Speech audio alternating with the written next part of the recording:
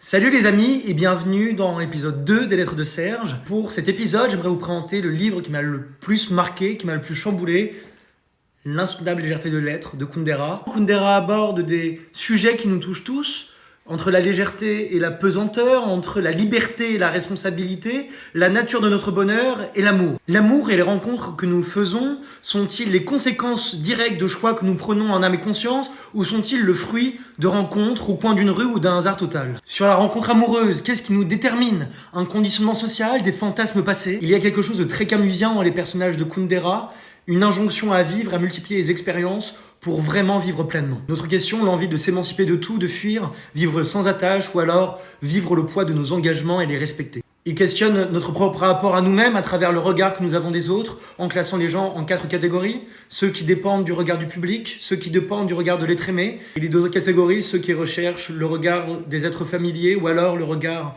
de personnes absentes, les rêveurs, seraient-eux plus libres. Kundera aborde aussi finalement le rapport au beau, le rapport au rêve, le rapport au kitsch qui fait que cette réalité idéalisée nous transporte.